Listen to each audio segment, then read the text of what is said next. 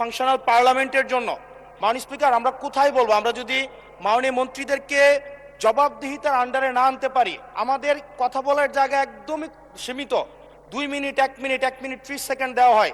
সেই জায়গায় আমরা মাননীয় মন্ত্রীদেরকে চলমান বিভিন্ন বিষয়ে আপনার প্রশ্নের মধ্যে তাদেরকে আনি, কিন্তু আমরা দেখেছি গত 2 সপ্তাহের সেশনে আমাদের এই যে তারকা চিহ্নিত প্রশ্নগুলো সংসদের কার্যপ্রণালীতে থাকলেও সেগুলো শুধুমাত্র টেবিলে দিয়ে দেওয়া হয়, যার ফলে আমরা মন্ত্রীদেরকে আমরা প্রশ্ন করতে পারি না, এবং আমি মনে করি এটির মাধ্যমে আমার অধিকার বঞ্চিত হচ্ছে, এবং আমি সম্পূরক প্রশ্ন করতে পারি না, আমি অধিকার বঞ্চিত হচ্ছি।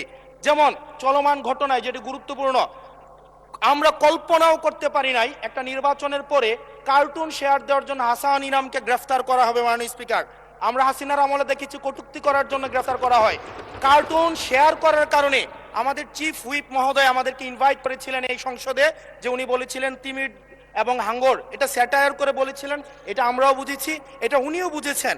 কিন্তু মাননীয় স্পিকার, দুঃখজনক বিষয় হচ্ছে যে এই কার্টুনটি শেয়ার করার কারণে আমাদের মাননীয় চিফ হুইপ মহোদয়ের এক কর্মী মামলা করেছে 25 ধারায়। যেই মামলা 25 ধারায় যদি সংক্ষেপে বলি, আপনি মাননীয় স্পিকার, মাননীয় সদস্য, 1 মিনিট মাননীয় স্পিকার, আমরা এমনি সুযোগ পাই না, সুযোগ দেওয়া হয় ঠিক না। আছে, আমরা কবে ট্রেজারি ব্রাঞ্চে যাব, 45 মিনিট ধরে কথা বলবো, অবশ্যই বলবো, সেদিন অবশ্যই ইনশাআল্লাহ আসবে। মাননীয় সদস্য, আপনি একটু শেষ করুন দয়া করে। জাস্ট 1 মিনিট মাননীয় স্পিকার, 25 ধারায় রয়েছে, যে বিধিতে মামলা হয়েছে 25 ধারায় রয়েছে যৌন নির্যাতন করা হইলে, সংক্ষেপে বলছি, তাইলে এই ধারায় মামলা করা হবে।